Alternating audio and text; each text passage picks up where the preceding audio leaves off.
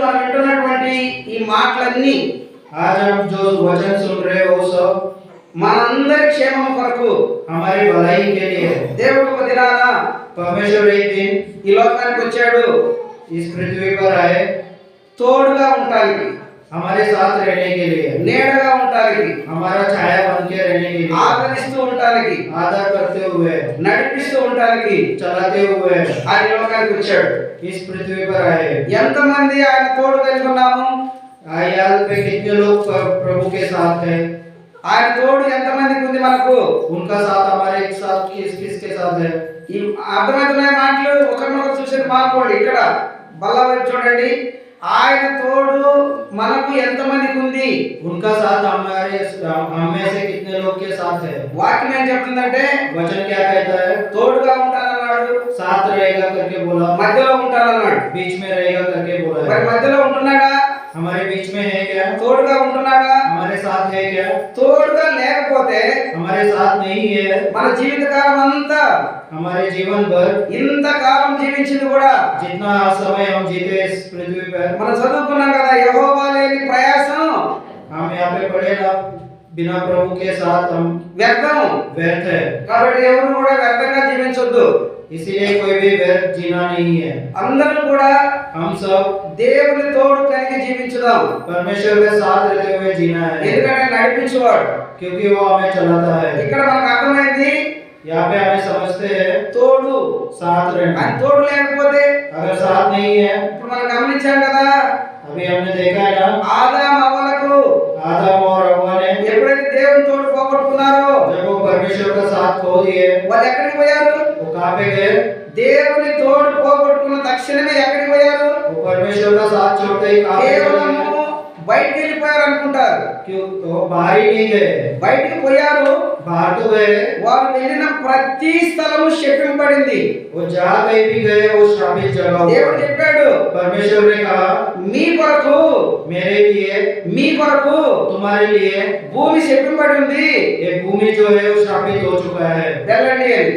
चले जाओ। దేవుని తోడు పోగొట్టుకున్న ప్రతి మనిషి జీవితంలో परमेश्वर का साथ जो छोड़े हैं वो अपने जीवन में శాపం ఉంది. श्राप है। ఎప్పుడో శాపాన్ని పోగొట్టుకున్నాం. कब हम श्रापित हो? శాపం అంటే అందరికి అర్థమవుతుంది. श्राप जो है वो सबको समझ में आता है। నెమ్మది ఉండదు, नम्रता नहीं है, సమాధానం ఉండదు. समाधान नहीं है। అర్థమవుతుందా? నెమ్మది సమాధానం రెండు ఉండవు. नम्रता और समाधान हमारे जीवन में नहीं వారి है। జీవితంలో చాలా ఉంటాయి. उनके जीवन में बहुत सारे रहेंगे, ఉండడానికి ఉంటది, रहने के लिए है, తినడానికి ఉంటది, खाने के लिए है, ఇంకా ఎవరికైనా ఇవ్వడానికి కూడా ఉంటది. और दूसरों को दान देने के लिए भी కానీ है। వారి జీవితంలో और जीवन में దేవుని తోడు లేకపోతే परमेश्वर का साथ नहीं है। ప్రసంగి అంటాడు, प्रसंगिक इसमें कहता है అంత వ్యర్థం, सब कुछ व्यर्थ है, సమస్త వ్యర్థం. समस्त जो है पूरा व्यर्थ है। మానవుని యొక్క ప్రయాసం అంత వ్యర్థం. मानवता का जीवन ही व्यर्थ है। కాబట్టి इसीलिए శాపగ్రస్తమైంది श्रापित जो जगह है ఎక్కడి నుండి వచ్చింది? कहाँ से आया? పాపములో నుండి వచ్చింది. पाप में से आया। రోమీయులకు రాసిన పత్రిక रोमे की किताब 3వ అధ్యాయము 3 अध्याय 23వ వచనం. 3 का 23 में, रोमन्स चैप्टर 3:23। కాబట్టి నమ్మువారు ఆయన కృప చేతనే ఆ, క్రీస్తు యేసునందలి ఆ. విమోచనము ద్వారా ఏ భేదమును లేదు, ఏ భేదమును లేదు, ఆ, అందరూ పాపము చేసి ఆ, దేవుడు అనుగ్రహించు మహిమను పొందలేకపోతున్నారు. అది ఇప్పుడు అర్థమవుతున్నాయి కదా మాటలు. अभी समझ में आ रहा है ना? శాపము అంటే श्राप बोले तो పాపం కదా. पाप है ना? ఆ పాపంలో उस पाप में ఏ మనుషులైతే నలిగిపోతున్నాడో, जो कोई मनुष्य दब रहा है, ఏ మనుషులైతే పాపంలో జీవిస్తున్నాడో, जो मनुष्य पाप में जी रहा है, ఆ మనుషుడు वो मनुष्य దేవునికి దూరం అవుతాడు, परमेश्वर से दूर होता है, నెమ్మది పోగొట్టుకుంటాడు, नम्रता खो देता है, సమాధానం పోగొట్టుకుంటాడు, जीवन में समाधान नहीं है। అన్నిటికంటే దేవుని తోడు లేకుండా జీవిస్తాడు. मैं तो है जो कि परमेश्वर के बिना जीवन बिता रहा है, అలాంటి జీవితం జీవిస్తాడు. ऐसा जीवन बिताते हैं। దీనికి కారణం ఏంది? इस कारण क्या है? పాపమే కదా. पाप है ना? పాపమే కదా. पाप है ना? మరి పాపాన్ని మనము గుర్తించి ఎరిగి విడిచిపెట్టామా లేదా? हम जानते हुए भी पाप को छोड़कर जी रहे हैं ना, ఎన్ని దినాలు మారినా, कितना ही दिन बदल जाए, ఎన్ని 10 సంవత్సరాలు వచ్చినా कितना ही साल आ जाए, పాపంలో మనం ఉంటే पाप में अगर हम हैं, ప్రయోజనమా? कुछ उपयोग है क्या? పాపంలో జీవిస్తానే పోతా ఉంటే ప్రయోజనమా? पाप में ही जीते रहेंगे तो कुछ लाभ है क्या? ప్రయోజనం లేదు కదా. लाभ नहीं है ना। కాబట్టి త్వరగా इसीलिए పాపాన్ని విడిచిపెడదాం, पाप को छोड़ना है, శాపాన్ని దూరం చేసుకుందాం. श्राप को हमारे जीवन से दूर करना है। శాపగ్రస్తమైన ఫలం తెలుసు కదా. श्राप का जो अर्थ है वो समझते हैं ना। నెమ్మది లేదు. नम्रता नहीं है। కొన్నిసార్లు కొంతమంది స్వంతము హత్య చేసుకుంటారు. हम अपने आप को कई बार खुद को ये समझते हैं ఎల్లప్పుడూ ఇతరులను నష్టపరుస్తారు. और दूसरों को नष्ट करने का देखिए, శాపానికి ఫలాలు అవన్నీ. वो सब श्राप का फल है। అర్థమవుతుందా? కాబట్టి समझ में आ रहा है ना। కనుక ప్రభునందు ప్రియమైన వాళ్ళారా, इसीलिए प्रिय भाइयों बहनों, దేవుని తోడు కలిగి జీవిస్తే परमेश्वर का साथ रह के जीवन बिताते हैं, చాలా మేలు ఉంది. बहुत सारे भलाइयां మనం हैं। కొంచెం ముందుకెళ్దాం.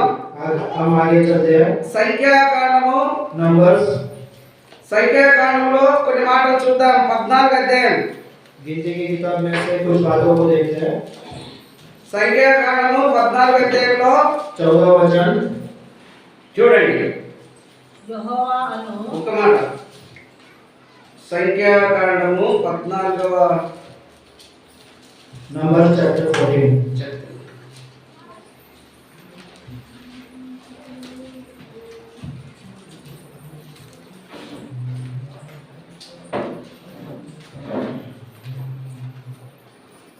పద్నాలుగు అధ్యాయంలో 14 वचन में 40 వచ్చిన 40 14 వారు ఉదయమున లేచి వారు ఉదయమున లేచి ఆ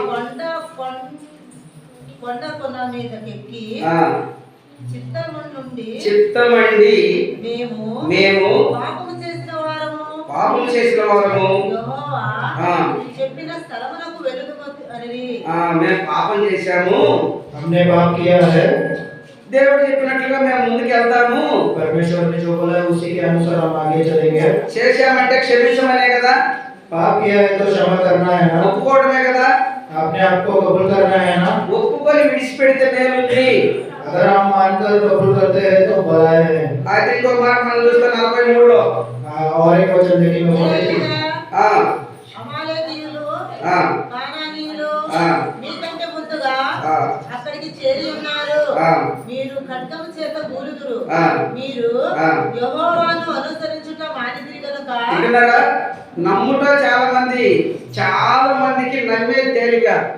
దేవుని సన్నిధికి వచ్చేది, परमेश्वर के समय समाधान में आना, దేవుని సన్నిధికి రావడం, परमेश्वर के बीच में आना, దేవుని మాటలు వినడం, परमेश्वर का वचन सुनना, ప్రార్థన చేయించుకొని వెళ్ళడం, प्रार्थना करके चले जाना, ఇవన్నీ తేలిక.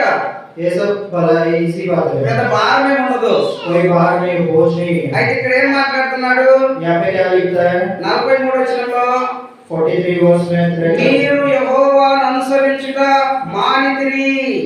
तुम यहोवा को छोड़कर फिर गए हो, इसीलिए तुम्हारे संग नहीं। నమ్మే వారి కంటే అనుసరించే వాళ్ళు కావాలా? मानने से सुनने वाले होना चाहिए।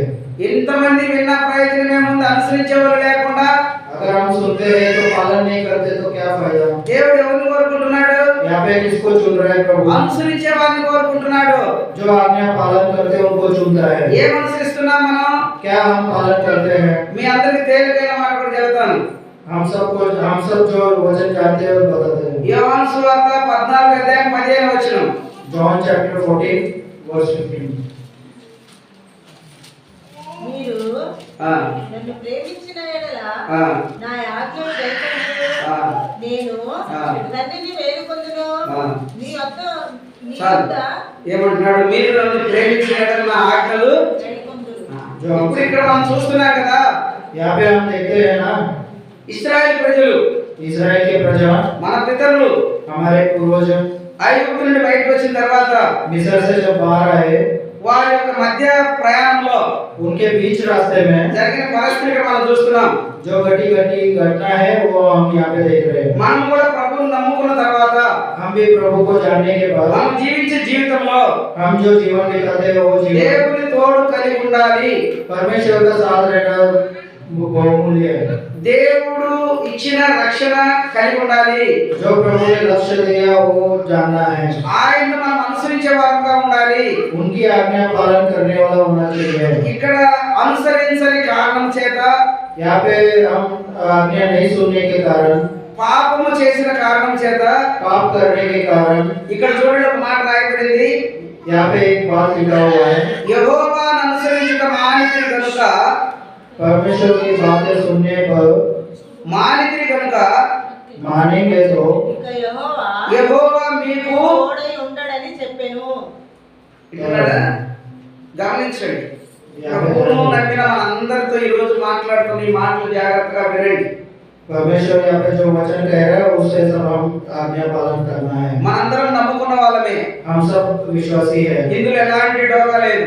इसमें कोई धोखा नहीं है। అర్థమైందా? అనేకులు చూశారు, మనం వస్తా ఉంటే బైబిల్ చంకర పెట్టుకొని ప్రార్థనకు వస్తా ఉంటే हम जब बाइबल लेके कलीसिया में आते हैं सब लोग देखते हैं, అనేకులు చూస్తారు, వింటారు, बहुत लोग देखते हैं और सुनते हैं, పాటలు పాడుకుంటా ప్రార్థన చేసుకుంటా వెళ్తూ ఉంటారు, సువార్త प्रार्थना करते हुए, गीत गाते हुए, सुसमाचार करते हुए, అన్ని బాగానే ఉన్నాయి.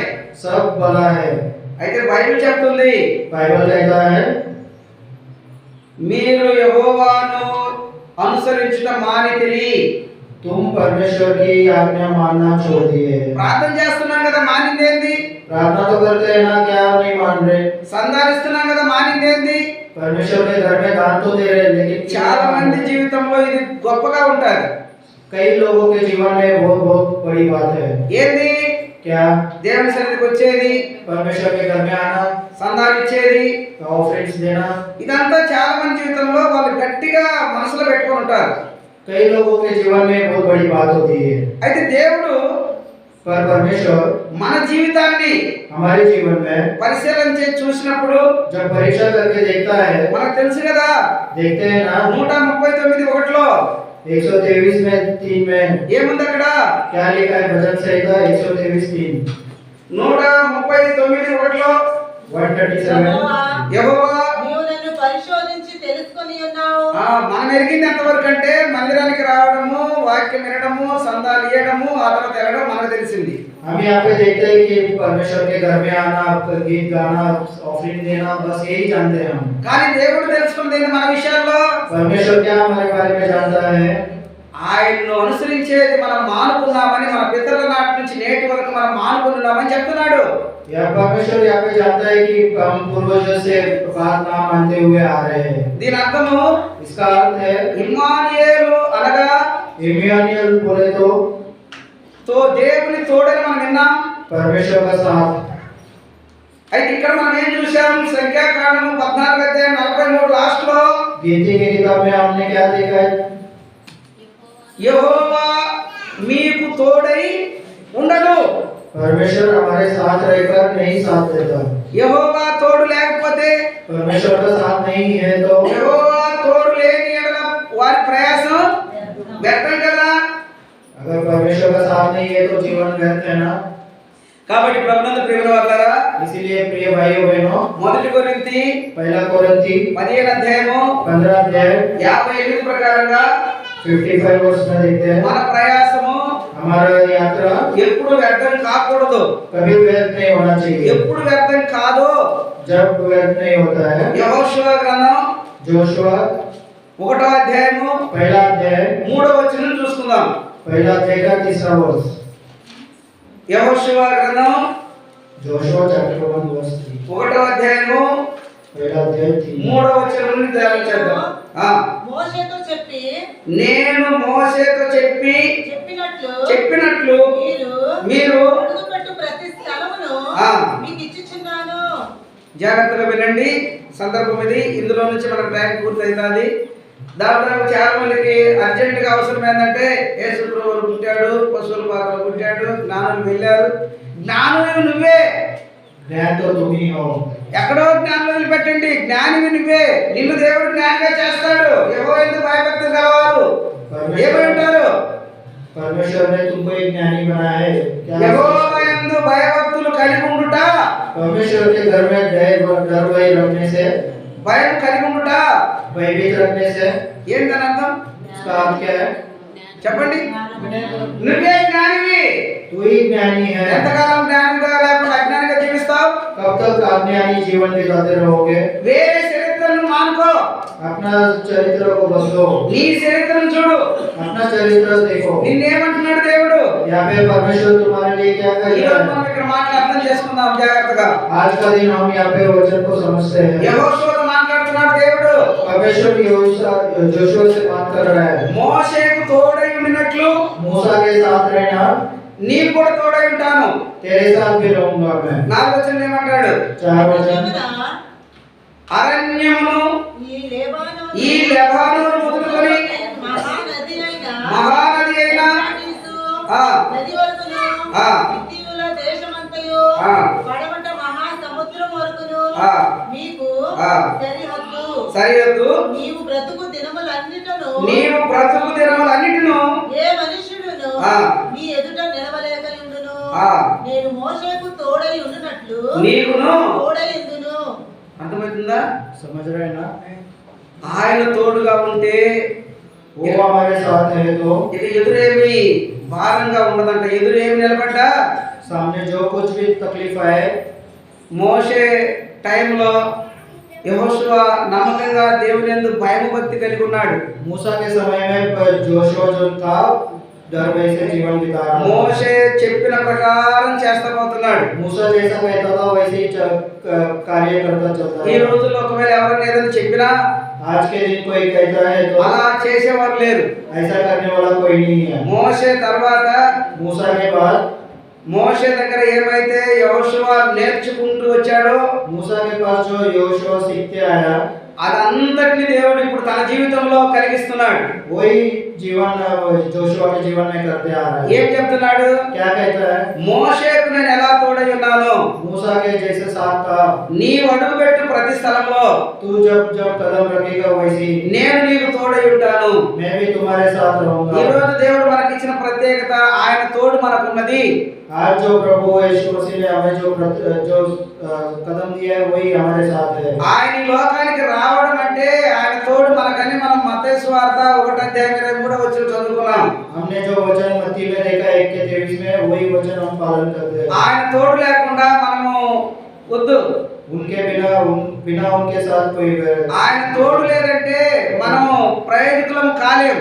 बिना उनके साथ हम यात्रा नहीं कर सकते। ఆయన తోడులోనే మనకు విడుదల, విమోచన. उनका साथ ही हमारे लाभ है। ఆయన మనకు తోడుగా ఉంటే మనకి ఇక భయం ఏమీ లేదు. उनका साथ रहेगा तो हमें कोई भय नहीं है। మన పితరుడు దావీదు మహారాజు మాట్లాడతాడు, చూశారు కదా. हमारे पूर्वज दाऊद महाराज ने जो वचन कहा वो देखते हैं ना, 23వ కీర్తన भजन संहिता 23 में మనం చూస్తాం 3-4 వచనాల్లో. 3 और 4 वचन में हम నీవు నాకు తోడై ఉన్నావు वो हमारे साथ है। కనుక इसीलिए గాఢంధకారపు లోయలో సంచరించిన धर्म और मार्ग, अंधकार के मार्ग में, ఈ గాఢంధకారపు లోయ అంటే घोर अंधकार के भरे जीवन में మనుషుని జీవితమే, मनुष्य का ही जीवन है, మనుషుని యాత్రే. मनुष्य का ही यात्रा है। ఇప్పుడు పరిస్థితులు మనం కళ్ళు తెరిచి చూస్తే కనపడుతుంది ఘోరమే, గాఢంధకారమే. आज का हम परिस्थिति देखते हैं तो बहुत ही डर वाला जीवन है। ఎందుకు భయపడటం లేదు? क्यों डर नहीं रहे? ఆయన అంటున్నాడు, यहाँ पे कहता है, చెప్తారా ఎందుకు భయపడలేదు? बोलोगे क्या क्यों नहीं डरते? నీవు నాకు తోడై ఉందువు, నీ జుట్టుగర్ర నీ దండము నన్ను. చెప్పగలుగుతామా ఈ మాట? आज कह सकते हैं क्या? చెప్పగలుగుతామా? ప్రతి ఒక్కరు చెప్పగలిగి ఉండాలా. నీవు నాకు తోడుగా ఉన్నావు, నీ దుడ్డుగర్ర నీ దండము నన్ను ఆదరిస్తుందని చెప్పగలగాలి.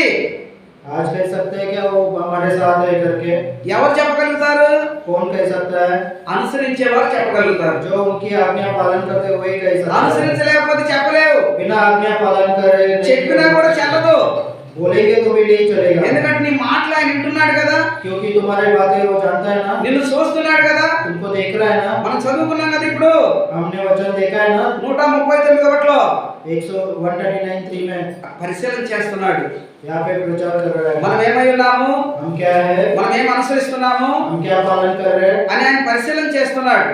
वो हमें परीक्षा ले रहा है। ఒకవేళ ఎవరైనా अगर कोई నన్ను ఆయన ఆడు చూస్తున్నాడు, वो मेरे को कहाँ पे देख रहा है, నా హృదయంలో ఆలోచనలు ఆయనకి ఏం తెలుసు అనుకుంటారేమో. कोई जाहिल कह सकता है कि मेरे हृदय में जो बात है वो कैसे जानता है। అందరు తీయండి ఎబ్రీ 4:13 वचन देखेंगे हम हेब्री में 4:13 4 का 13 में తీయండి. Hebrews chapter 4 మరియు ఆయన దృష్టికి ఆయన దృష్టికి కనబడని స్పష్టమేదీ లేదు. స్పష్టమేది లేదు. అర్థమవుతుందా? ఆయన కళ్ళకు కనబడని ఏది లేదు. పై భాగం అనుకుందాం అనుకోండి, పై భాగం అనుకుందాం అనుకోండి. उनके हम देखते ना कि उनके दृष्टि में हम कुछ नहीं कर सकते। పై భాగం ఆయన కనపడుతుంది. మరి అంతరంగ పరిస్థితి अंदर की बात है, ఇక్కడ జాగ్రత్త మాటలు తల ఇక్కడ అంతరంగ పరిస్థితి अंदर की बात సామెతలు 15:11 Proverbs chapter 15 verse 16 సామెతలు 15:11 15:11 పాతాళమును పాతాళమును అగాధ కూపమును అగాధ కోపమును యెహోవాకు కనబడుచున్నవి. ఇంకెక్కడ తాగుతారు? ఇంకెక్కడ ఆలోచనలు ఎక్కడ మనుగై ఉంటాయి? మనుషులు ఎక్కడ తాగుతారు? పాతాళము అగాధ కోపం ఆయన కనపడుతుండగా నరుల హృదయములు నరుల హృదయము మరీ తేటగా ఆయనకు కనబడును కదా. మరి మనం అనుసరిస్తున్నామో లేదా ఆయనకు బాగా తెలుసు అంట.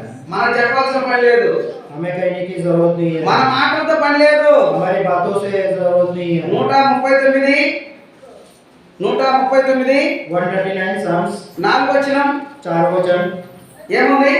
यहाँ पे क्या लिखा है? 4వ వచనం 39కి యెహోవా మాట యెహోవా మాట నా నాలుకకు రాక మునిపే నువ్వు దాన్ని పూర్తిగా తెలిసి ఉన్నది. అర్థమైందా? ఇలా మనం అనుసరించే వాళ్ళము हम पालन करने वाले అనుసరించలేదు, आज्ञा पालन नहीं कर ఆయన रहे, బాగా తెలుసు. उनको सब पता है। కాబట్టి జాగ్రత్తగా ఈ దినం వింటున్న మాటల ప్రకారంగా आज का दिन हम जो वचन सुनते हैं ध्यान से सुनना है। ఆయన మనకు తోడై ఉన్నాడు. वो हमारे साथ है। ఇక్కడ మనం ఇంకో మాట చూస్తాం. और एक बात को देखते हैं 7వ వచనం 7वां वचन నీ ఆత్మ యొద్ద నుండి ఒక్క మాట యెహోషువ గ్రంథం 1వ అధ్యాయం जोशुआ चैप्टर 1:7 అయితే 6 నుండి నిన్ను నిన్ను విడవను విడువను నిన్ను ఎడబాయను నిన్ను ఎడబాయను నిబ్బరము కలిగి నిర్భరము కలిగి. ధైర్యంగా నుండుము. ఎందుకంటే భయపడే సమయం లేదిక. यहाँ पे डरने की समय नहीं है, భయాన్ని ఆయన తీసేసిన వాడు. भय को निकाल दिया है। భయపడాల్సిన అవసరం లేదు. तो डरना जीवन భయపడవద్దు అని डरना नहीं है। 166 సార్లు బైబిల్లో ఉందంట. 166 टाइम्स लिखा हुआ है बाइबल ఈ में। మాట నేను ये बात को हम ప్రభు నమ్మక ముందు परमेश्वर को जानने से पहले ही 91లో 91 में ఎం జయపాల్ గారిని మద్రాసు నుంచి ఒక మాసపత్రిక పంపిస్తాడు మధ్యప్రదేశ్ దేవాలయం ఇంటికి. भाई एक मध्य प्रदेश से एक बुक प्लेट बेचता था, ఆ లెటర్లో నేను చదివాను. उस लेटर में पढ़ा है। ఆ నమ్మకపోయినా కూడా ఆ రోజుల్లో నేను బైబిల్ చదువుకుంటా ఉండేవాడిని. जब प्रभु में नहीं था तभी भी ये वचन को पढ़ता था।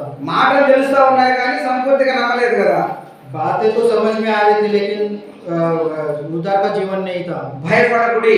डरना नहीं है। 165 సార్లు ఎందుకున్నాయంటే 166 टाइम्स क्यों लिखा है? మనకు అర్థమవుతుందా? हमें हम ఆయన समझ పేర్లు 165, ఈ మాట 365. 166 टाइम्स मतलब 300 ప్రతి దినం ఒక మాట చెప్తాడంట భయపడకము. हर एक दिन एक बात कहता है। ప్రతి దినానికి ఒక మాట భయపడకము. हर एक दिन एक वचन है, ఎందుకంటే ఆయన తోడుగా ఉన్నాడు కదా. क्योंकि वो हमारे साथ है ना। ఆయన తోడుగా ఉన్నవాడు. वो हमारे साथ रहने वाला है। దైవజనులు పాట కూడా పాడారు. भाइयों ने गाना भी गाया। మాకు తోడుగా నీవుంటివి ఈ జీవిత యాత్రలో. అంటే మనం జీవిస్తున్న జీవితంలో ఆయన మనకు తోడుగా ఉన్నాడు. కాబట్టి ఆ పాట పాడినారు, మాకు తోడుగా నీవుంటివి ఈ జీవిత యాత్రలో మమ్ము విడువని మహాదేవ అనే పాట ఉంది. కాబట్టి బ్రహ్మను ప్రేమ వాళ్ళరా इसीलिए प्रिय भाइयों बहनों, యెహోషువ గ్రంథం 1వ అధ్యాయం 6వ వచనం जोशुआ चैप्टर 1 वर्स 6 నిన్ను విడవను నిన్ను విడువను నిన్ను ఎడబాయను నిన్ను ఎడబాయను నిబ్బరము కలిగి నిర్భరం కలిగి ధైర్యంగా నుండుము. ధైర్యంగా ఉండము వారికి ఇచ్చేదరని నేను వారి పితరులతో ఆ. ప్రమాణం చేస్తున్న ఈ దేశమును ఆ. నిశ్చయముగా నీవు ఆ. ఈ ప్రజల స్వాధీనము చేసేదవు. చాలు. 9వ వచనం చదవండి. 9वां वचन నేను నీకు ఆజ్ఞ ఇచ్చి ఉన్నాను కదా. ఆయన యెహోషువకు అంటున్నాడు, నేను నీకు ఆజ్ఞ ఇచ్చానని. योशुआ से कहता है कि मैं तुझे आज्ञा नहीं दी। సర్వ మానవాళికి सर्व मानव जाति को ఆజ్ఞ కావచ్చు, आज्ञा है, వాగ్దానం కావచ్చు, वचन है, ఆశీర్వాదం కావచ్చు, आशीर्वाद है, దీవెన కావచ్చు, ब्लेसिंग्स है, అర్థమవుతుందా? అన్ని కూడా सब बातें ఎఫెసీ 1 एफिशियंस चैप्टर 1 में 1 నుండి 5 వరకు మొత్తం అక్కడ ఇచ్చేసినట్లుగా ఉంది. एफिशियंस में हम देखते हैं सब भलाई की बातें वहाँ पे दिया हुआ 1 నుండి 5 వరకు మనకు అన్ని ఉంటాయి, అన్ని ఆశీర్వాదాలు ఇచ్చాడంట. 1 से लेके 5 तक सब भलाई हमें दिया है। ఇక్కడ మనం ఏం చూస్తున్నాం? यहाँ पे हम क्या देखते हैं? నేను నీకు ఆజ్ఞ ఇచ్చాను, मैं तुम्हें आज्ञा दिया है, నిబ్బరం కలిగి ధైర్యముగా నుండుము, ధైర్యంగా ఉండుము, పడకము, దిగులు పడకము, జడియకము, జడియకము, నీవు నడుచు మార్గం అంతటిలో నీ దేవుడైన యెహోవా నీకు తోడుగా. కాబట్టి నమ్మదగిన దేవుడు సర్వ మానవాళి పట్ల ఎంత తోడో మనం ఈరోజు ఇక్కడ చూస్తున్నాం. हम देखते हैं कि मानव जाति को परमेश्वर ने किस तरह से साथ दिया है। ఇంతవరకు ఒకవేళ దేవుని తోడు లేకుండా బ్రతికామేమో, आज तक हम बिना परमेश्वर के जीवन बिताते हैं। ఈ రోజు నుండి आज से దేవుడు परमेश्वर మన పితరులకు తోడై ఉన్నాడు, हमारे पूर्वजों के साथ रहा, మనకు కూడా తోడై ఉంటాడు. हमारे साथ भी वैसे ही रहेगा। మనకు తోడై ఉండేలాగున हमारे साथ रहने के लिए మనం ఏం చేయాలా? हमें क्या करना है? మనం ముందు చూసాం యెహోషువ గ్రంథంలో, हम जोशुआ సంఖ్యాకాండంలో చూసాం. సంఖ్యాకాండంలో गिनती के किताब में भी देखे हैं। ఏం చూసాము? क्या देखा है? మీరు పాపం చేస్తున్నారు కనుక, तुम पाप करते हैं ना, इसीलिए నా మాట మీరు వినలేదు కనుక तुम मेरे बातों को नहीं माने, నేను మీకు తోడుగా ఉండను. मैं तुम्हारे साथ नहीं रहूंगा। ఎందుకంటే మన ప్రభు అయిన దేవుడు क्योंकि प्रभु यीशु मसीह పాపాన్ని ప్రేమించాడు पाप से प्रेम किया, అని మనం అనుకుంటున్నాం కదా. हम समझते हैं ना। పాపాన్ని ప్రేమించాడు. యోహాను సువార్త 3:16 లోకాన్ని ప్రేమించాడు जॉन चैप्टर 3:16 में क्या लिखा है? परमेश्वर ने जगत से ऐसा प्रेम किया। కదా. అంటే పాపాన్ని, पाप से क्या? పాపులమైన మనల్ని ప్రేమించాడు, हम पापी के लिए प्रेम किया है। మనలో ఉన్న పాపాన్ని ద్వేషించాడు. हमारे पाप क्या, हमारे जीवन में जो पाप था उसको द्वेष किया है। ఆయన ఎప్పుడు పాపానికి ఆయన దగ్గర స్థలం లేదు. उनके पास पाप के लिए कोई समय नहीं है। పాపులమైన మనల్ని ప్రేమించాడు. हम पापी के लिए प्रभु ने प्रेम किया है। మన పితరుడు దావీదు మహారాజు हमारे पिता दाऊद महाराज 51వ కీర్తన 51 2వ వచనంలో Psalms 51:2 నా దోషము పోవునట్లు నన్ను బాగుగా కడుగుము, నా పాపము పోవునట్లు నా పాపము పోవునట్లు పవిత్రపరచుము. పాపములను ప్రతి ఒక్కరు పవిత్రులు కాదు. पाप में जो जी रहे हो कोई पवित्र नहीं है। ఎటవుతారు? మన పితరుడు ఏం మాట్లాడుతున్నాడు చూడండి. हमारे पूर्वज क्या बात, ఎవరైతే ఇంకా ఇప్పటికీ పాపంలో ఉన్నారేమో, अभी भी कोई भी पाप में है तो చాలా కాలం నుంచి దేవుని నమ్ముకున్నారు, कई सालों से प्रभु को जानते आ रहे, ఇప్పుడు కూడా పాపంలోనే ఉన్నారు. अभी भी हम पाप में हैं। పాపంలో ఉంటే దేవుని తోడు ఉంటుందా? अगर हम पाप में हैं तो प्रभु हमारे साथ है क्या? దేవుడు పాపాన్ని ప్రేమించాడా? प्रभु ने पाप से प्रेम किया क्या? ప్రేమించలేదు కదా. प्रेम तो नहीं किया। మరి పాపం మనలో ఉంటే पाप हम में है तो మనకు ఆ ప్రేమ ఎలా దొరుకుతుంది? वो उस प्रेम को हम कैसे प्राप्त करेंगे? ఈ రోజు నుంచి आज से ఆ పాపం ఏందో తెలియపరచబడింది. वो पाप क्या है? हम ఎవరైతే పాపములు ఉన్నారో వారికి దేవుడు తోడుగా లేడు. जो कोई पाप में है परमेश्वर उनके साथ नहीं है। చదువుకున్నాం కదా సంఖ్యాకాండం 14వ అధ్యాయంలో. गिनती किताब में हमने देखा है ना, जो पाप में है, పాపమంతా మనలో నుంచి పూర్తిగా బయటికి పోయేంత వరకు जब हमारे जीवन से पाप पूर्ण దేవుని తోడు మనకు ఉండదు. परमेश्वर का साथ हमारे साथ नहीं है। దేవుని తోడు లేకుండా बिना परमेश्वर के साथ के ఏ మనుషుడు కూడా कोई भी मनुष्य వర్ధిల్లలేడు. भलाई नहीं पा सकता। ఇది ఖచ్చితంగా ప్రతి ఒక్కరు గుర్తుపెట్టుకోవాలి. ये सब बातें हमें जानना है। ఇక్కడ ఏమన్నాడు యెహోషువ 1:9లో? यहाँ पे यहोशू 1:9 में क्या ఈనాడు लिखा है? మనుషుడు అనేకములు ఉన్నా కూడా దిగులు చెందని వారు ఎవరున్నారు? यहाँ पे सब कुछ रहते हुए भी जो चिंता में नहीं है, దిగులు కూడా ఒక పాపమే. चिंता करना भी एक पाप है। పాపంలో ఒక ప్రత్యేకంగా శాపంలో ఒక క్రియగా ఉందని దిగులు. पाप में और अपने जीवन में एक क्रीड़ा, ये भी एक पाप है। ఇది శాపగ్రస్తమైన దాంట్లో ఒక భాగం. ये श्रापित के विषय में एक बात है। అయితే దేవుడు తన ప్రజలతో తన సేవకులతో మాట్లాడుతున్నాడు.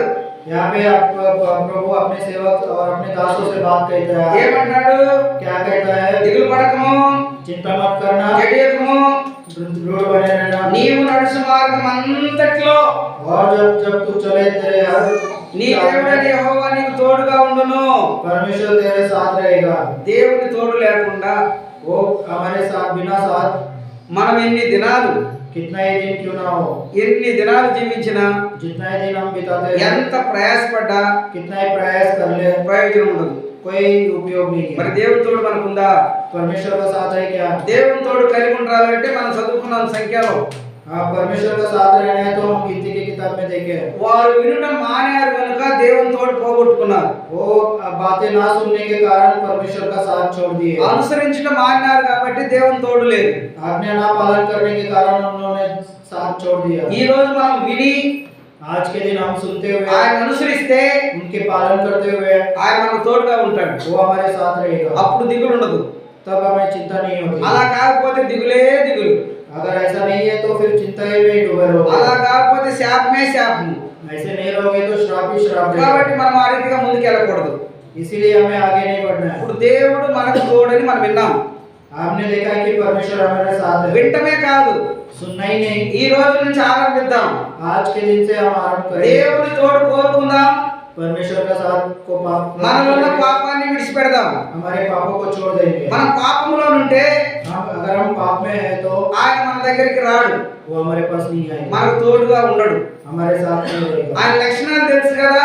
उनके लक्ष्य को हम जानते हैं ना, ఆయన మన దగ్గర ఉండాలంటే अगर हम हमारे पास रहना है तो ఆయన దగ్గర ఉన్న లక్షణాలు उनका जो लक्ष्य है वो చూడండి. देखेंगे हम। మొదటి పేతురు पहला पत्रस 2వ అధ్యాయం दूसरा अध्याय 21 చదవండి. క్రీస్తు కూడా ఆ నా కొరకు బాధపడి ఆ. నేను ఆ. తన అడుగు జాడలయందు ఆ. నడుచున్నట్లు ఆ. నాకు మాదిరి ఉంచిపోయాను. ఇది ఈ రోజు మనం ఎరగాల్సింది.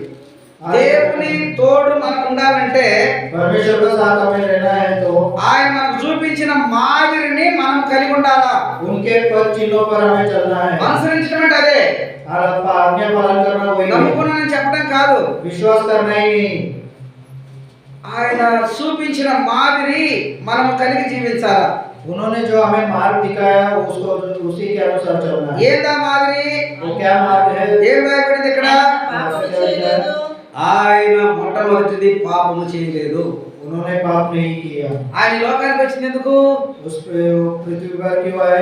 పాపులను రక్షించడానికే కదా. पापियों को बचाने के लिए। ఇంకా మనం పాపులంగా ఉంటే अभी भी हम पाप में है तो ఆయన వచ్చిన కార్యం వ్యర్థమే కదా. उन्होंने जो कार्य किया वो तो व्यर्थ ही है ना। నమ్ముకున్నామని చెప్తున్నాం అంతే, विश्वास तो किए, కానీ పాపాన్ని విడిచిపెట్టలేదు. पाप को नहीं छोड़े। మన మిత్రుడు ఒక మాట అంటాడు. हमारे पूर्वज एक बात యోబు గ్రంథం 14వ అధ్యాయం 16వ వచనం. आयुब के किताब, చూడండి ఎక్కడుంది పాపం అన్నది మనం అక్కడ గమనిస్తున్నాం. చూడండి यहाँ पे हम देखते हैं कि पाप कहाँ पे 16 है। నుంచి వరుసగా చదువుకుందాం. 16 से आगे देखेंगे। గమనించండి, ఆయన చూపించిన మాదిరిలో మనం నడుస్తున్నామా లేదో పరిశీలన చేస్తున్నాడు. అయితే ఉమ్. ఇప్పుడు ఆ. నీవు నా అడుగు జాడలను ఆ. లెక్క పెట్టుచున్నావు. అంటే మనకు మాదిరి ఉంచిపోయాడు కదా, మనకు త్రోవ చూపించిపోయాడు కదా. हमें मार्ग दिखा के चले गए ना, ఆ చూపించిపోయాడు కదా. అది మనం చేస్తున్నామా లేదో మరలా ఆయన తిరిగి చూస్తున్నాడు. वो जो अपने स्टेप्स छोड़ के गए थे वो चल रहे क्या नहीं, वो फिर से देखने वाले हैं। అర్థమవుతుందా? చూస్తున్నాడు. देख रहा है ఏమని? నా పాపమును ఆ సహింపలేక ఉన్నావు. వింటున్నారా? విడిచిపెట్టినామని చెప్తున్నాం కానీ మళ్ళీ మన జీవితంలో మళ్ళా కలిగి ఉన్నటువంటి పాప అపరాధములను బట్టి మన పాపం అంట ఆయన మనల్ని ప్రేమించాడు, మన దోషములన్నింటినీ సహించాడు, వహించాడు, మన పాపాన్ని సహించలేకపోతున్నాడు. हमारे पापों को सहन नहीं करते आ रहे हैं। లోక భారాన్ని మోసిన దేవునికి పాపం సహించింది పెద్ద భారమా? जगत का पाप को बाहर उठाने वाले को इजी है क्या? పెద్ద భారమేం కాదు, कोई बोझ नहीं है। కానీ పాపానికి ఆయనకి ఎంత మాత్రము సంబంధం కాదు. पाप से उन्हें कोई संबंध नहीं है, ఎందుకంటే పాపాన్ని ద్వేషించిన వాడు, क्योंकि वो पाप को द्वेष करने वाला है। పాపులమైన మనల్ని ప్రేమించిన వాడు. हम पापियों के लिए प्रभु ने प्रेम किया। ఆయన లోకానికి ఎందుకు వచ్చాడు? इस पृथ्वी पर क्यों आए? యోహాను మొదటి పత్రిక 4:8 చదవండి. John chapter 1:4। ఈ లోకంలో ఉన్న పాపం నిమిత్తమై इस दुनिया में पाप దేవుడు किया। ఆ ప్రేమ స్వరూపి. ఆ ప్రేమ లేని వాడు ఆ ప్రేమ లేని ఆ వాడు దేవుని ఎరుగడు. ఆ. మనము ఆ. ఆయన ద్వారా ఆ. జీవించినట్లు ఒక్క మాట, చెప్పు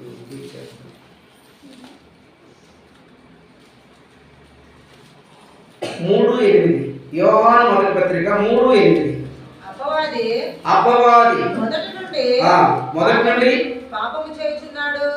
జాగ్రత్తగా వినండి. ध्यान से सुनिए। యోహాను మొదటి పత్రిక 1 जॉन 3వ అధ్యాయము 3रा अध्याय 8వ వచనం 8वां वचन ఏం రాయబడింది? అపవాది మొదటి నుండి పాపము చేయుచున్నాడు గనుక. అంటున్నారు ఎప్పటి నుంచి అంట? कब से जानते हैं ना, क्योंकि शैतान आरंभ से ही पाप करता आया है। మధ్యలో నుండి కాదు, ఆరంభం నుండి అర్థం చేసుకోండి. ఆరంభంలో ఏడున్నాడు? स्टार्टिंग में शैतान कैसे आया, ఎక్కడున్నాడు? कहाँ पे था? ముగ్గురులో ప్రధాని లూసిఫర్. ये जो तीसरा जो प्रभु के पहले एंजल्स थे ना, उसमें से एक एंजल ये था। ముగ్గురు దూతల్లో ప్రధాన దూత లూసిఫర్. ये प्रधान स्वर्गदूत था। ఎహెజ్కేలు గ్రంథము 28లో एजिकल में हम देखते हैं 28 चैप्टर में అక్కడ ఉంది. ఈ లిస్ట్ అంతా అక్కడ ఉంది. తర్వాత చదువుకోండి. बाद में पढ़ेंगे। ఇక్కడ మనం చదువుకున్న మాట, यहाँ पे हम देखते हैं ना, అపవాది మొదటి నుండి పాపం చేస్తున్నాడు కనుక పాపము చేయ ప్రతివాడు ఆ అపవాది సంబంధి. మనం ఎన్ని రోజులు ప్రార్థన చేసినా हम कितना ही दिन प्रार्थना करेंगे तो भी, వింటున్నారా? सुन रहे हैं ना, జాగ్రత్తగా వినండి. ध्यान से దేవుడు सुनिए। నమ్ముకున్న వాళ్ళే మనందరం. हम परमेश्वर को जानने वाले लोग हैं। ఏ కారణం చేతనైనా పాపము మరలాగిన ఎవరి జీవితంలోనైనా, अगर हमारे जीवन में कई प्रकार के भी पाप है तो, పాపం అంటే ఏంటి? पाप बोले तो क्या, అది ఒక 10 కేజీల బరువు లేదా ఒక 100 కేజీల బరువు ఉంటుంది పాపం అంటే. 10 किलो या 100 किलो का पाप है क्या? మా పాపం అంటే అర్థమవుతుందా? पाप का अर्थ जानते हैं ना, యోహాను ద్వారా తెలియపరిచినాడు. यहाँ पे योना के द्वारा बातें करते ఏం हैं। రాయబడింది? పాపము చేయు ప్రతివాడు, हर कोई पाप करने वाला అపవాది సంబంధి. ఎవరి సంబంధం అంట? అపవాది సంబంధి. మనం ప్రార్థన చేసేప్పుడు తండ్రి దేవుడు అంటాం కదా. ఈ అపవాది కాదు, తండ్రిని కాదు, మనం తండ్రిని ఆరాధిస్తుంటాం కదా. हम प्रभु परमेश्वर का आराधना करते हैं। ఎవరి సంబంధులు అంట? किसके संबंध है? ఎవరి సంబంధము? हम किसके रिश्तेदार हैं? వింటున్నారమ్మా? మాటలు అర్థమవుతున్నాయా? बातें समझ में आ रहे हैं ना? ఇక్కడ రాశాడు, यहाँ पे लिखा है పాపము చేయు पाप करने वाला, పాపము చేయు ప్రతివాడు అపవాది సంబంధి.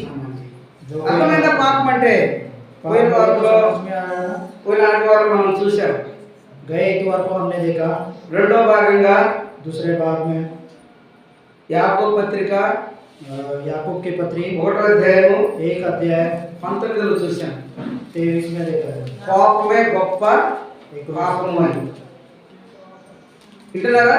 सुन रहे हैं ना? వినండి మాటలు. కోపమే గొప్ప పాపం. गुस्सा करना ही बड़ा पाप है।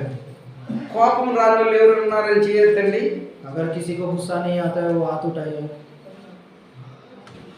కోపం వస్తుందని నేను చెబుతున్నాను, पाप तो आता है, కానీ పాపం చేయకూడదు. पाप नहीं करना है। కోపం వస్తుంది, కొన్ని కారణాల చేత కోపపడతారు, కానీ పాపం చేయకూడదు. कुछ कारण से गुस्से तो आता है लेकिन पाप नहीं करना है। కోపం పడని వాళ్ళు చేయొద్దామంటే ఎవరు ఎత్తలేదు కదా. जिसको गुस्सा आता है वो हाथ नहीं అంటే నేను చేయెత్తితే నన్ను అనుకుంటారేమో.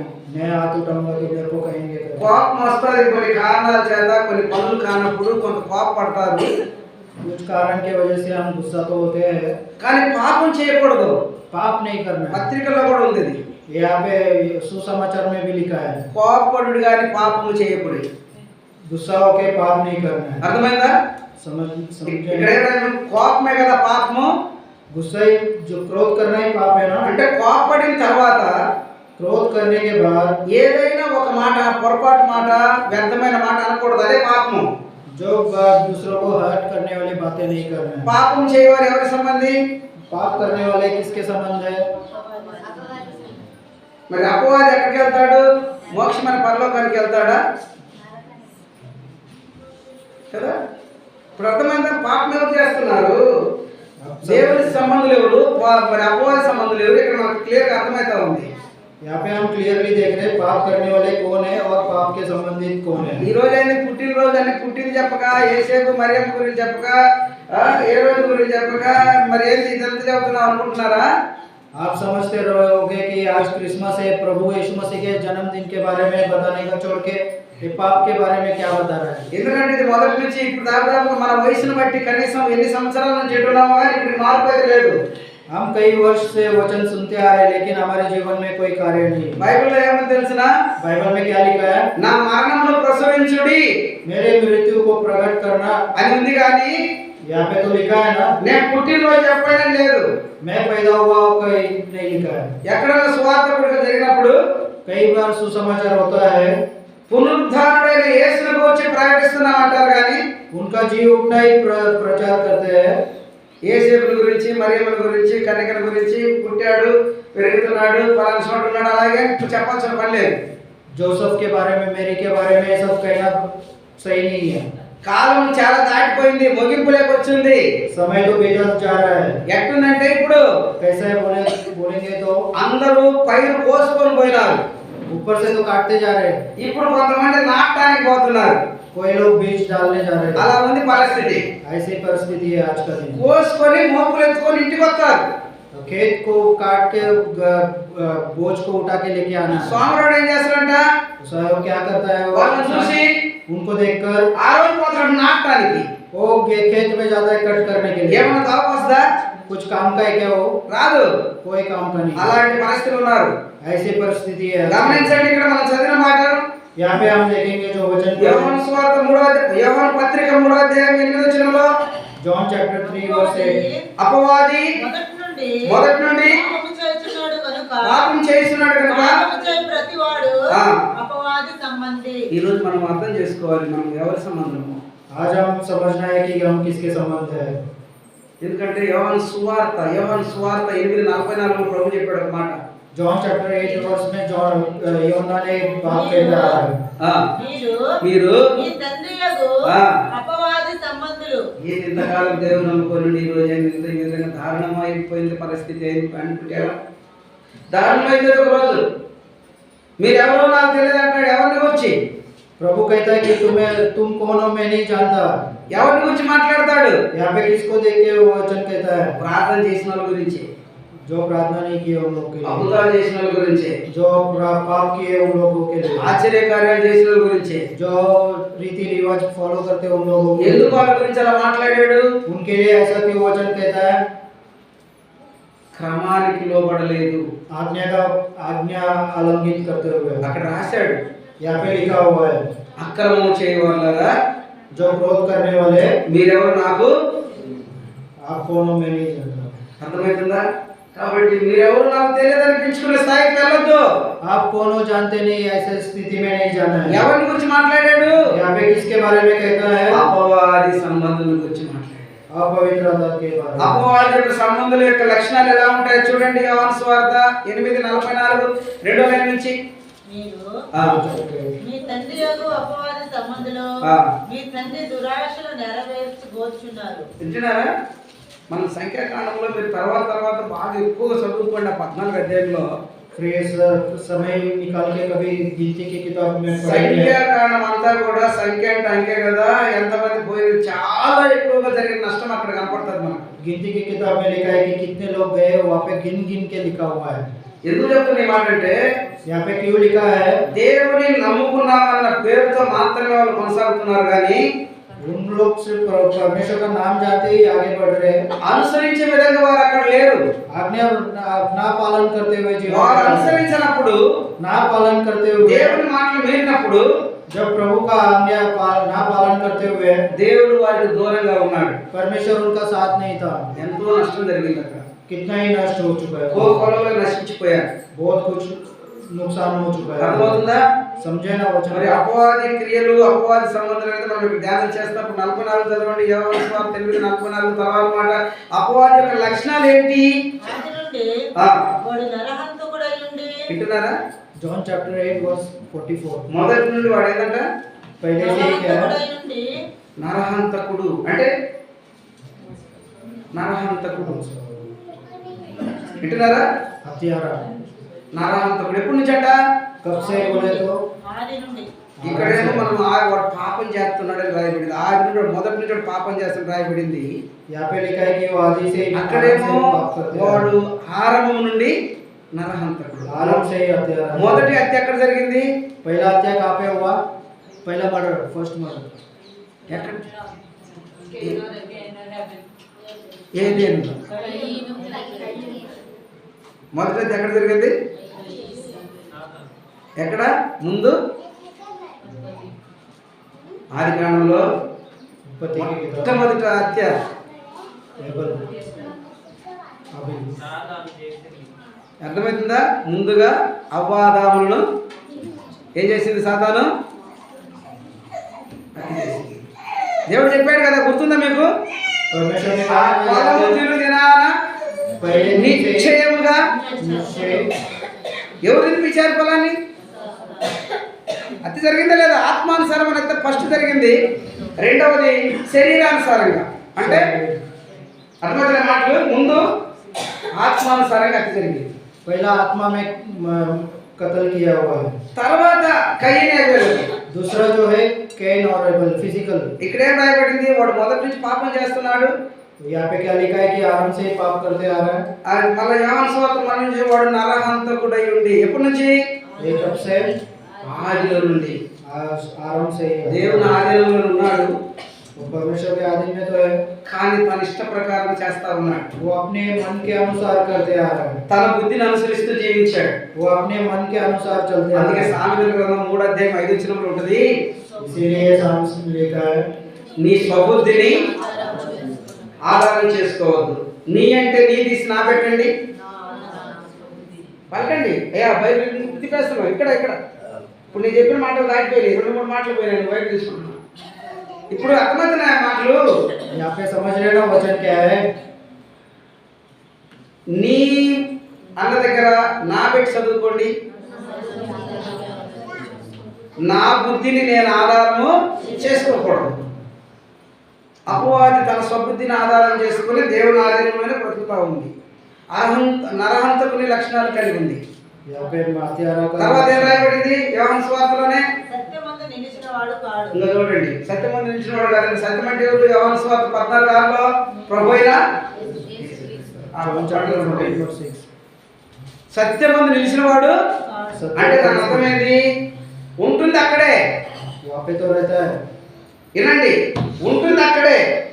ముగ్గురులో ప్రధాన దూత లూసిఫర్ ఉంటుంది అక్కడే, కానీ తన ఆలోచన ప్రకారం, తన ప్లానింగ్ ప్రకారం, తన ఇష్ట ప్రకారం కొన్ని కుటుంబాలు చూస్తాం. हम कई अपने फैमिली में देखते हैं कि అందరూ ఒక ఇంట్లో ఉంటారు, सभी लोग एक ही घर में रहते हैं, కానీ ఎవరు ఆలోచన వారిది.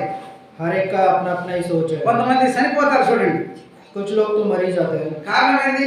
कारण क्या है? ఆ ఇంట్లో ఉన్నారు, उस घर में అన్ని కలిసిమెలిసి ఉంటున్నారు, सब तो साथ में रहते हैं। చనిపోవడానికి మరొక కారణం मरना ही అంటే कोई మరొక और- ఆలోచన. वो एक अपना चिंता है। అలాంటి వాడి వీడు చనిపోలే, అందరిని చంపాడు. ये मरा नहीं लेकिन दूसरों को मार दिया। అపవాది సావలే, అందరిని చంపాడు. शैतान तो मरा नहीं लेकिन दूसरों को मार दिया। అందుకే ఇక్కడ రాయబడింది, यहाँ पे लिखा है వాడు నరహంతకుడై ఉండి సత్యమందు నిలిచినవాడు కాదు. వాని యందు ఆ. సత్యమే లేదు.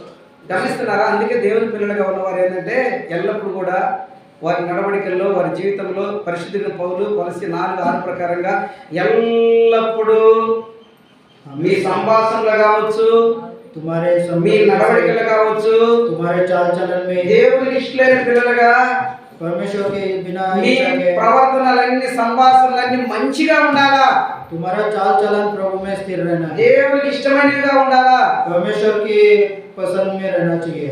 ఈ ఒకవేళ ఇష్టమైన కార్యాలు లేకుండా దేవుని నమ్ముకున్నామని చెప్పారు అనుకోనండి, आज्ञा ना पालन करते हुए हम बोलेंगे तो దేవుని నమ్ముకున్నామని చెప్తున్నారు చూడండి, कुछ लोग कहते हैं कि प्रभु को हम जानते हैं, ప్రయోజనం కాదు కదా. उपयोग तो नहीं है ना। అలాంటి వారు ఎవరో మనకి ఇప్పుడు యోహాను సువార్త 8:44 స్పష్టంగా రాయబడింది.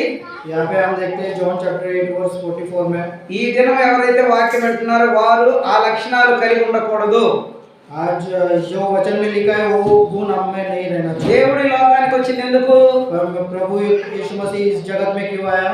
మతాన్ని స్థాపించడానికి కాదు, अपना जो रिलीजियस है उसको बनाने के लिए नहीं है, తోడు లేని మానవునికి తోడు ఇవ్వడానికి, जिसका साथ नहीं है उसको साथ देने के लिए రక్షణ है, లేని మానవునికి రక్షణ ఇవ్వడానికి. जिसको उद्धार नहीं है उसको उद्धार देने के लिए మూడో है। మాటగా మనం ఇక్కడ చూస్తున్నాం. तीसरी बात को हम यहाँ पे देखते हैं, చూడండి, యోహాను మొదటి పత్రిక 3వ అధ్యాయము 8వ వచనానికి, जो 1 जॉन चैप्टर 3 वर्स 8, అపవాది యొక్క క్రియలను లయపరుచుటకే దేవుని కుమారుడు ప్రత్యక్షమాయెను.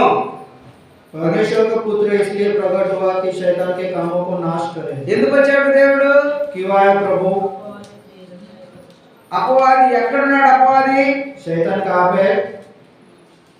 ఎక్కడున్నాడు? అపవాది शैतान कहाँ पे था? దేవుడి సన్నిధిలో ఉన్నాడు. परमेश्वर के साथ ही था। క్రియలను బట్టి త్రోసివేయబడ్డాడు. उसके क्रिया के कार्य की वजह से उसको फेंक दिया गया। ఆదాము అవ్వలు ఏ రీతిగా బయటకు వెళ్ళిపోయారో అపవాది కూడా ఆ రీతిగా బయటకు రాబడింది, భూమి మీద పడవేయబడింది. जिस तरह से आदम और हव्वा बाहर निकाला गया वैसे ही लूसीफर को भी बाहर निकाला ఈ गया। రోజు మనం ఏం చదువుకున్నామో आज हम यहाँ पे पढ़े हैं, ఆ మాటలో ఏదైనా ఒకటి మనలో ఉంటే, अगर ये बातों में से हमारे जीवन में कोई भी बात है तो మనలో కైనా ఒకవేళ ఎవరిలోనైనా ఉంటే, हम में से किसी के जीवन में बातें है तो అందరూ పరలోకంలో ఉంటారు. सब कोई उस स्वर्ग में रहेंगे। మత్తయి సువార్త 22లో मत्ती की किताब में పరలోకమందు ఒక గొప్ప విందు జరుగుతా ఉందంట. वहाँ पे कुछ बड़ा अद्भुत कार्य हो रहा है। చాలా మంది నిన్నున్నారు. बहुत लोगों ने सुना, అక్కడ ఒక్క మనిషే త్రోసివేయబడ్డాడు. एक ही मनुष्य को बाहर फेंका गया। ఏ అంతమంది ఉండలేదు, ఒక మనిషి ఏమైతాడు? बहुत लोग रहते हुए भी एक आदमी को क्यों? ఏమైతాడు ఒక మనిషి? वो एक मनुष्य क्या होता है? ఆ మనిషిలో उस मनुष्य में దేవుని చిత్త ప్రకారమైనటువంటి అక్కడికి వెళ్ళేదానికి ఒక అవకాశం లేకుండా బ్రతికాడు అతను. उस राज्य को प्राप्त करने के लिए ना पाते हुए भी वहाँ पे తన बिता। జీవితం అంతట్లో उसके जीवन भर में స్వబుద్ధిని ఆధారం చేసుకొని जो ज्ञान प्राप्त करता है, దేవుని ఆలోచనకు లోబడకుండా परमेश्वर का आज्ञा को ना पालन करते हुए తన ఇష్ట ప్రకారం జీవించాడు. वो अपनी इच्छा के अनुसार जीवन बिता रहा है। అంతమందిని చేర్చుకున్నవాడు उतने लोगों को ले लिया प्रभु ने। ఒక్కడు బరువు అవుతాడా? एक जो है वो बोझ होएगा क्या? ఒక్కడు బరువు అవుతాడా? एक जो है वो కాడు కదా. చూడండి, కీర్తన గ్రంథం भजन संहिता साम्स चैप्टर 5వ అధ్యాయం 4వ వచనం, 5 वचन 5 का 4 5 4:5-2. నీవు దృష్టత్వమును చూసి నీవు దుష్టత్వమును చూసి ఆనందించు దేవుడవు కావు. అది వింటున్నారా? यहाँ पे सुन रहे हैं ना? మన వరకు మనం పై రూపాలు చూసుకుంటాం, ఇంతవరకు మన మన ప్రయత్నాలు. हम तो बाहरी रूप देखते हैं, కానీ అంతరంగాన్ని చూసేవాడు దేవుడు. अंदर का जीवन कौन देखने वाला है? प्रभु। ఏం చూస్తున్నాడు ఇక్కడ? यहाँ पे क्या देख रहे हैं? నీవు దుష్టత్వమును చూసి तुम्हारे दृष्टि को देखकर ఆనందించే దేవుడు కాదు. आनंद करने वाला परमेश्वर नहीं है। అర్థమైందా? समझे ना? ఆనందించేవాడైతే అవాదాలను ఏదైనా తోట నుంచి బయటకు నెట్టడు. जो आनंद होता है परमेश्वर, तो वो आदम और हव्वा को जब बाहर निकाला तब कुछ नहीं होता। అలా ఆనందించేవాడైతే పరమ నుండి భూమి మీదకి సాతాను పంపడు, త్రోసివేయడు. ऐसा आनंद होता तो फिर लूसीफर को बाहर नहीं फेंकता। దుష్టత్వం అంటే ఆయనకు చాలా అసహ్యం. दुष्ट आत्मा बोले तो उनको बहुत कीन है। ఆ క్రియలను లయపరచడానికి కదా ఆయన ఈ లోకానికి వచ్చింది. उस कार्य को हमारे जीवन में लाने के लिए तो ఆయన లయపరుస్తున్నాడు, वो हमारे जीवन में तो ला रहा है। మనం నీళ్లు పోస్తుంటాం. हम पानी डालते रहते हैं। ఆయన లయపరుస్తున్నాడు, మనం నీళ్లు పోస్తుంటాం. నీళ్లు పోస్తుంటే ఏమైతే ఎండిపోయి చెట్టు अगर बिना पानी डाले उसके पेड़ क्या होएगा? మళ్ళా కొంచెం చిగురుస్తాం. पानी डालने पर ही तो उगते रहेगा ना। అర్థమైందా? ఆయన లయపరుస్తున్నాడు, वो हमें जीवन देते आ रहे हैं। మనం నీళ్లు పోస్తున్నాం. हम उसमें पानी डाल रहे మనం हैं। నీళ్లు పెట్టమంటే ఏంది? हम पानी डाले बोलेगा तो क्या? అప్పుడప్పుడు कभी कभी విడిచిపెట్టిన వాటిని, बीच बीच में छोड़ देते हैं। వదిలిపెట్టిన వాటిని जो छोड़े हुए जीवन को అప్పుడప్పుడు కలిగి ఉంటాం. बीच बीच में मिलते रहते हैं। అదే నీళ్లు పోయడం అంటే. वही चीज पानी ఏం डालना। రాశాడు ఇక్కడ? यहाँ पे क्या लिखा है? నీవు దుష్టత్వం చూసి ఆనందించే దేవుడు కాదు, तुम्हारे दुष्टों को आनंद करने वाला परमेश्वर नहीं। చెడుతనమునకు నీ యొద్ద సోడు, बुरी बातों को जगह नहीं है वहाँ। చెడుతనానికి నీ యొద్ద సోడు లేదు. बुरी बातों के लिए वहाँ पे कोई जगह नहीं है। అర్థమవుతుందా? समझे ना? ఇంటున్నారా మాటలు? చెడుతనానికి ఆయన వద్ద చోటు లేదు కాబట్టి ఏదెన్లో నుంచి అపవాదాలు బయటకు వచ్చారు, పరమ నుండి సాతానుడు భూమి మీదకి పడవేయబడ్డారు. इसीलिए उस आदम की वाटिका में से आदम और हव्वा को बाहर निकाल दिया और लूसीफर को बाहर फेंक दिया। ఒకవేళ మనలో ఏమైనా లక్షణం ఉంటే మనం ఎక్కడికి వెళ్తాం? अगर ऐसे ही हमारे जीवन में कोई गुण है तो हम कहाँ पे जाएंगे? మనం పండగ చేసినామని మనం ముందుకు వెళ్తామా? हम क्रिसमस मनाए करके क्या हम आगे जाएंगे? దేవుడు ఎక్కువగా ఈ దిన ప్రత్యేకత లేకుండా వాక్యం చేత నన్ను జ్ఞాపకం చేసుకుని నడిపిస్తూ ఈ మాటల్లో ఉన్న వారికి ఈ దినం ప్రత్యేకత లేకుండా చేయడానికి కారణం ఏంటంటే వాక్యమే ఆధారం. ఒక మాట తీయండి, యెషయా గ్రంథం 1వ అధ్యాయం. ఐజాయా చాప్టర్ కీర్తనలోకి వస్తాం మళ్ళా. యెషయా గ్రంథం 1వ అధ్యాయం ఐజాయా చాప్టర్ 1 తీయండి. 1వ అధ్యాయంలో మనకి ఈ మాట అర్థమవుతా ఉంది. చూడండి. ఐజాయా చాప్టర్ 1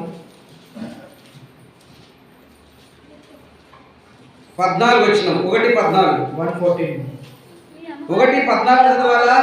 13కు 2వ లైన్ చదవాలి. 2:3 మీ అమావాస్య మీ అమావాస్య కాలములను ఉత్సవ కాలములను నియమక కాలములను హేములు ఏంటంట హేములు దేవునికి ఇష్టమైనది, ప్రియమైనది, ఇంపైనది మనం చేయాలి. परमेश्वर की इच्छा और उसको पसंद वो हमें कार्य करना है. ఇప్పుడు మీకు అర్థమవుతుంది. దేవుడు నాకు దాదాపుగా 8 సంవత్సరాలు సేవకులు కూర్చొని లేమంటే లేచి బైబిల్ చదువుకోవడంలో చాలా ప్రయత్నం చేసి 8 సంవత్సరాలు కూర్చోవడము లేమంటే లేయటం. 8 सालों से परमेश्वर के जो सीनियर दास लोगों ने उन्होंने कहा कि बैठ बोले तो बैठने का, उठ बोले तो उठने का. ఏం చేయాల్సి ఉందో అది చేయడం. जो कार्य करना है वही बस वही कार्य करना है. అందరూ బాప్తిసాలు పోయినప్పుడు అందరూ తిని जो చేస్తుంటారు. ఏంటది? అందరూ తిని ఇక్కడ చేస్తుంటారు. खाना खाने के बाद हड्डी फंसता है ना दांतों में, वो करते रहते हैं टूथपिक से. ఆ టైంలో నేనేం చేస్తాను తెలుసునా? तब उस समय में मैं क्या करता हूँ, గెస్ట్ హౌస్ బయటికి పోయినప్పుడు ఎక్కడంటే అక్కడ ఈ మీటింగ్ జరుగుతాయి. जब भी बाहर सुसमाचार में या कभी मीटिंग स्पेशल मीटिंग में जाते हैं, పొయ్యి మండే కాడ నుండి चूल्हा जलने से అన్నం దిగేంత వరకు, खाना उतरने तक, వడ్డించే దగ్గర నుండి सर्विंग करने तक, లాస్ట్ చెప్తేనే తినిపోయి పక్కన ఇది చేస్తా ఉంటే ఆ చెట్ల మండలు తీసుకొని వాటన్నిటిని శుభ్రంగా తిని పడేస్తారుగా, దాని అంతటిని తీసి కట్టబెట్టి బయట వేసినటువంటి అనుభవంతో దేవుడు నన్ను ముందుకు తీసుకొచ్చాడు. जब लोग खाना खा के जो प्लेट्स फेंकते थे ना, जो पतरे पेपर प्लेट्स, वो कूड़ा करके मैं जला के फिर तभी खाना खाता था. ఆ రూపంలో దేవుడు నన్ను తీసుకొచ్చాడు. उस सेवा से प्रभु ने लेके आया. ఈ విషయాల కోసం నేను చాలా ప్రయాసపడ్డాను. इस विषयों के लिए भाई ने बहुत ప్రభు प्रयास, నందు నేను ప్రయాసం ఎప్పుడు అర్థం కాలేదు. जो प्रयास किया प्रभु में जो व्यर्थ नहीं होता. చదవండి 14 వచనం. మళ్ళీ చదవండి 14 వచనం. మీ అమావాస్య మీ అమావాస్య ఉత్సవములను నియమక కాలములు హేములు ఏంటి? ये सब क्या है? ఉత్సవములు, నియమములు, ఉత్సవ కాలములు, అమావాస్యలు, ఉత్సవాలు ఏంటి? నాకు ఏమంటున్నాడు? హేయమైంది మనం ఆయన దృష్టిలో చేసి మనం ప్రియులమవుతామా? उसके दृष्टि में हम जब प्रिय होते हैं, వినాలా? सुनना है. హేయమైంది దేవుని దృష్టికి హేయమైంది చేసి మనము ప్రియులమవుతామా? परमेश्वर की दृष्टि में हम हानि करके क्या होंगे? ఏం చేస్తే ఇష్టమవుతాము? उनकी इच्छा के अनुसार चलने से क्या होंगे? మంచిది చేస్తే ఇష్టమవుతాం. उनके अच्छे कार्य को करने से हमें उनके पसंदीदा होते हैं. ఇక్కడ ఏం అర్థం చేసుకుంటున్నారు మీరు? ఈ రోజు ఈ దిన ప్రయాసం అంతా కూడా ఈ మాట మీకు అర్థమైతే చాలు, సంతోషం. आज का दिन हम जो कुछ कर रहे हैं वो आपको समझ में आएगा तो बस हो गया. ఏంటి ఇవి? ये सब क्या है? నియమక కాలాలు అంటే ఏంటి? నియమక దినాలు चुनाव दिन. ఏంటి? మీరు చెప్తే మంచిది, తలవంచుకుంటే కాదు. सिर नहीं झुकाना है. అర్థమైందా? నియమక కాలములు నాకు హేయము. उसके रहते रहते उगता होता है. తర్వాత ఏమన్నాడంటే అవి నాకు బాధకరములు. మన కోసం ఆయన బాధపడ్డాడు, మనం ఆయన బాధ పెట్టాల్సిన పని లేదు. वो हमारे लिए ఆయన మన కోసం చాలా బాధపడ్డాడు. మనం చదువుకున్న 1 పేతురు 2:21లో ఆయన నా కోసం బాధపడి वो हमारे लिए बहुत सारा दुख, నా బాధను ఆయన భరించాడు. वो हमारे बोझ को उठाया. కానీ ఇక్కడ మనం చేసే క్రియలను బట్టి ఆయన ఇంకా బాధ కలుగుతుందంట. यहाँ पे जो हमने कार्य किया అవి నాకు బాధకరములు, उसके अधीन रहना है. వాటిని సహింపలేక उसको ना सहते हुए విసిగి ఉన్నాను. वह तंग है. ఏంటిది? ఒక తల్లిదండ్రులు పిల్లల విషయంలో ఎప్పుడు ఇసుకుతారు చెప్పండి? అందరూ పిల్లల్ని పెంచేవాళ్ళే కదా. एक माता पिता अपने बच्चों के बारे में कब सोचते हैं? ఎప్పుడు విసికేది? తల్లిదండ్రులు విసికేది ఎప్పుడు? कब क्रोधित होते हैं? మరి ఇప్పుడు పరిస్థితి ఏంటి? మన పితరులు లోపడలేదు, हमारे पूर्वज भी आज्ञा ना पालन किए, వాళ్ళు ఎల్లప్పుడూ ఎలుదీస్తూనే వచ్చారు. हमेशा उनको बताते आए हैं। మనం ఈ రోజు కూడా అదే పరిస్థితి. आज भी हमारा वही परिस्थिति అయితే है। పండుగలు మాత్రం బాగా చక్కగా ఉంటాం, పండగ నిమిత్తం. सिर्फ क्रिसमस के दिन ही हम अच्छे रहते हैं। ప్రతి దినాన్ని గుర్తుపెట్టుకోండి. ప్రతి దినము దేవుడు నీకు ఇచ్చిన ఒక ప్రత్యేకమైన ఏర్పాటు. हर दिन प्रभु ने हमें తోడు, ఆయన తోడు. हमारा साथ दिया हुआ కాబట్టి है। ఇక చూడండి, మీరు మీ చేతులు సాపునప్పుడు तुम तुम्हारे हाथ फैलाओगे तो మిమ్మల్ని చూడక, నా కన్నులు కప్పుకొందును. ఇది లాస్ట్ జరిగే పరిస్థితి, లాస్ట్ జడ్జిమెంట్ ఇది. ये लास्ट न्याय का అసహ్య కార్యములు నియమ కాలం చేసి ఇప్పుడు మీరు అందరు నియమకాలాలు చేసేవాళ్ళే. పుట్టుక డేటు, పెళ్లి డేటు, జ్ఞాపకార్థపు డేటు, బతికున్నప్పుడు చక్కగా అన్నం పెట్టి నీళ్ళు ఇచ్చి వస్త్రం ఇయ్యరు. जब हम जीते तभी हमें खाना पीना नहीं देते। పోయిన తర్వాత మైక్ పెట్టి డ్యాన్స్ చేస్తారు. मरने के बाद उसका डेथ एनिवर्सरी बनाते हैं। తెలుగు వాళ్ళంతా పోయిన తర్వాత అంటే సంబరం చేసుకోవడమా, పోయిందిలేమని. जाने के बाद खुशी मनाना है क्या? బ్రతికున్న దినాల్లో యాదపొద్దున అన్నం పెట్టి నీళ్ళు ఇవ్వట, బట్టలు ఇవ్వట, అది శ్రేష్టము. అలాంటి శ్రేష్టమైనది చేసి ఉంటే ఈ రోజు వృద్ధాశ్రయములు, అనాథాశ్రయములు ఉండేవి కావు. जब हम जीवित है तभी ना लोगों को देखते हुए तो फिर ये ओल्ड एज होम और ये जो वृद्ध आश्रम है वो नहीं रहता। అర్థమైంది? ఏంది పరిస్థితి, ఏంది కార్యాలు, ఏం చేస్తున్నాం? यहाँ पे क्या कार्य करते आ रहे हैं हम। కాబట్టి నియమకాలాలను, इसीलिए ये दिनों में ఉత్సవ కాలాలు उत्सव के दिन में దేవుడు బహుగా అసహించుకుంటున్నాడంట. परमेश्वर बहुत ही घृणित करता है। ఆయన అసహించుకునేది, वो घृणित करते हुए ఆయన అసహించుకున్నప్పుడు మనకి ఎలాంటి తోడు ఉంటాడు, మనకి ఎలాంటి తోడు ఉంటుంది? जब परमेश्वर हमसे घृणित करता है तो तोड़ हमारा ఉండదు కదా, साथ नहीं रहेगा ना, తోడు ఉండదు కదా. साथ नहीं रहेगा ना। ఆయన తోడు లేకుండా మనిషిని ప్రయాసమైంది ప్రయోజనమా? बिना साथ दिए हुए कुछ उपयोग है क्या? నికోదేమనేటువంటి యూదుల బోధకుడు ప్రభువైన యేసుక్రీస్తు వారితో ఒక మాట అన్నాడు. యోహాను సువార్త 2వ అధ్యాయంలో ఏమంటాడంటే 2-3 వచనాలు ఉంటుంది, 2వ వచనం ఉంటుంది అన్నమాట. నీవు చేయు పనులన్నీ దేవుడు నీకు తోడై ఉంటేనే నువ్వు చేయగలుగుతావు, లేకపోతే ఏ మనుషులు చేయలేడు. ఈ రోజు మనం దేవుని తోడు లేకుండా ఏమాత్రం ముందుకు వెళ్ళడం ప్రయోజనం కాదు. यहाँ पे निकोदेमस से कहता है कि बिना परमेश्वर के जाने बिना तू आगे नहीं बढ़ सकता। దేవుని తోడై ఉంటేనే. परमेश्वर के राज्य में 15 వచనం మనం చూస్తున్నాం, యెషయా గ్రంథం 1వ అధ్యాయం 15. यशायाह चैप्टर 1 वर्स 15। మీరు మీ చేతులు చాపనప్పుడు మీ చేతులు సాపినప్పుడు చూడక ఆ. నా కన్నులు కప్పుకొందును. ఎందుకు తెలుసునా? यहाँ पे क्यों? ఎందుకు ఆయన కళ్ళు కప్పుకుంటాడు? పోయి పిల్లలు పోయి తల్లి దగ్గర మొరపెడితే వాళ్ళు కళ్ళు కప్పుకొని అటు పక్కన తిరిగితే ఏమైనా ప్రయోజనం ఉంటుందా? ఉండదు కదా.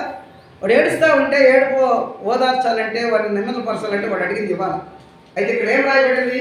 మీరు మీ చేతులు చాపునప్పుడు जब तुम तुम्हारे हाथ फैलाओगे నా కన్నులు కప్పుకుంటాను. ఎట్లా ఇంకా పరిస్థితి, ఇంకా మనకెవరున్నారు దిక్కు? ఇంకా పిల్లలకు తండ్రి దిక్కు లేకపోతే ఇంకెవరుంటారు దిక్కు? बच्चों को దేవుడే దిక్కు అంటాం. ఆ దేవుడే కళ్ళు మూసుకుంటూ కళ్ళు కప్పుకుంటుంటే ఇంకా తోడెవరు, దిక్కెవరు? वही परमेश्वर अगर हाथ फेर ले तो ఆయన ఎందుకు కళ్ళు కప్పుకున్నాడో 2వ లైన్లో మనం చూస్తాం. ఇక్కడే 15వ అధ్యాయానికి 3వ లైన్, మీ చేతులు రక్తముతో నిండి ఉన్నవి, మిమ్మల్ని కడుక్కొనుడి, శుద్ధి చేసుకొనుడి, మీ దుష్క్రియలు నాకు కనపడకుండా వాటిని తొలగింపుడి, కీడు చేయటం మాని మేలు చేయ నేర్చుకోండి. దేవుడు తన ఉన్నతమైన కృప, తన ఏర్పాటు.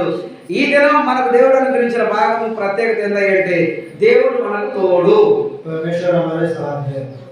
రెండవది, ఈ దినం నుండి మనము కీడు మాని మేలు చేయుట నేర్చుకుందాము. बुरे कामों को दूर करते हुए भले काम हमें करना है। దేవుడు తన అన్ని విషయాల్లో అన్ని విధాలుగా మనల్ని దర్శించి దీవించి నడిపించును గాక. परमेश्वर हमारे जीवन भर हमारे साथ रहते हुए అందరూ మోకరించండి, తల వంచండి, కళ్ళు మూయండి. हम अपने कुर्सी में आएंगे, प्रार्थना में जाएंगे। విన్నారా మాటలు విన్నారా? बातें तो सुने ना, విన్నారు కదా. నిర్ణయం చేయండి, ఈరోజు మనం ఏంటి, ఎలా ఉన్నాం. आज हमें निर्णय करना है कि ఎన్ని దినాలు మారినా, कितना ही दिन क्यों ना हो, ఎంత సమయం దాటిపోయినా, कितना ही समय क्यों ना हो, దేవుని తోడు లేకపోతే, परमेश्वर का साथ नहीं है तो కీడు చేయటంలోనే ఉంటే, क्रिया क्रोधित होते रहेंगे तो ही मैं